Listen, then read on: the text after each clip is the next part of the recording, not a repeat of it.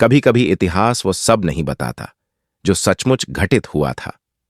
कुछ कहानियां किताबों में नहीं मिलती, वो जिंदा रहती हैं लोगों की यादों में और छिपी होती हैं समय के अंधेरे गलियारों में। आज हम आपको एक ऐसे ही रहस्य से रूबरू करवाने जा रहे हैं, राजा विक्रमादित्य के अंत से जुड़ा रहस्य। एक ऐसा अंत जो शायद अंत था ही नहीं, बल्कि एक नई शुरुआत थी। तो चलिए चलते हैं समय के उस मोड़ पर जहां से इतिहास चुप हो गया लेकिन रहस्य शुरू हुआ। विक्रमादित्य का जीवन परिचय।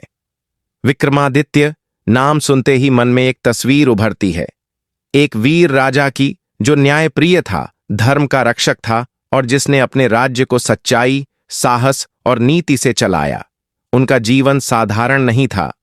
उन्होंने बेताल को हर बार पकड़ा और हर बार बेताल ने उनसे एक नई कहानी पूछी। हर उत्तर में एक दर्शन था, एक सीख थी। उन्होंने सिंहासन बत्तीसी को पाया जहां बत्तीसी बोलने वाली मूर्तियां थीं और हर मूर्ति ने राजा भोज को वहीं सिंहासन देने से पहले राजा विक्रम के साहस की एक कहानी सुनाई। लेकिन जितना गौरवशाली था उनका जीवन, उतना ही रहस्यमयी था उनका अंत। तांत्रिक की भविष्यवाणी। एक दिन दरबार में एक रहस्यमयी तांत्रिक आया। उसने राजा को देखकर कहा, हे राजन, तुम सिर्फ एक योद्धा नहीं बल्कि समय की एक शक्ति हो। तुम्हारा शरीर भले ही इस पृथ्वी पर न रहे, पर तुम्हारी आत्मा अमर रहेगी। तुम लौटोगे जब इस धरती पर अधर्म का अंधकार छा जाएगा। राजा मुस्कुराए और बोले, यदि मेरा लौटना इस धरती के लिए आवश्यक होगा तो मैं लौटूंगा, लेकिन न्याय की रक्षा के लिए। राजा का रहस्यमयी अंत। समय बीता। एक अंतिम युद्ध हुआ जिसमें राजा बुरी तरह घायल हुए, पर उन्होंने हार नहीं मानी। जब वो लौटे तो कहा गया कि उन्होंने सभी राजकार्य छोड़ हिमालय की ओर प्रस्थान किया। कई वर्षों तक कोई नहीं जानता था कि वो कहां हैं, कैसे हैं। फिर एक दिन कुछ चरवाहों ने हिमालय की एक गुफा से दिव्य प्रकाश निकलते देखा। उन्होंने वहां जाकर देखा, न कोई शव, न कोई चिता, बस एक गर्माहट भरा तेज प्रकाश और उसकी लहरों में बसी शांति। क्या वहीं विक्रमादित्य ने शरीर का त्याग किया या फिर वो आत्मा में बदल गए? क्या राजा लौटे हैं? भारत के विभिन्न हिस्सों से ऐसी घटनाएं सामने आई हैं जहां कुछ लोग, विशेषकर बच्चे, ऐसी बातें करते हैं जो सिर्फ विक्रमादित्य जैसे राजा ही जानते थे। एक बच्चे ने मध्य प्रदेश के उज्जैन में राजा के पुराने कक्ष की जानकारी ऐसे दी जो किसी भी इतिहासकार को नहीं पता थी। एक साधु ने कहा, वो अभी भी जीवित हैं क्योंकि उनका अंत कभी हुआ ही नहीं। उन्होंने शरीर छोड़ा है पर चेतना नहीं।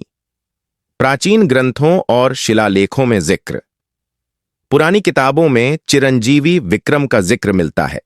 शिलालेख बताते हैं, धर्म का रक्षक लौटेगा जब संसार न्याय को पुकारेगा। ऐसे संकेत भी मिले हैं कि विक्रमादित्य एक योग सिद्ध थे जिन्होंने योग बल से शरीर का त्याग किया और ऊर्जा का रूप ले लिया। कुछ साधक आज भी विक्रम साधना करते हैं उनसे जुड़ने के लिए। उनका अस्तित्व आज भी हमारे साथ है। अगर गौर से देखें तो आज भी न्यायप्रियता, वीरता और धर्म की जो लौ हमारे समाज में बाकी है, वो उसी विक्रम चेतना का अंश है। कहा जाता है, राजा विक्रम की आत्मा आज भी उज्जैन के कुछ हिस्सों में देखी जाती है, कभी मंदिर के पास तो कभी पुराने किलों में।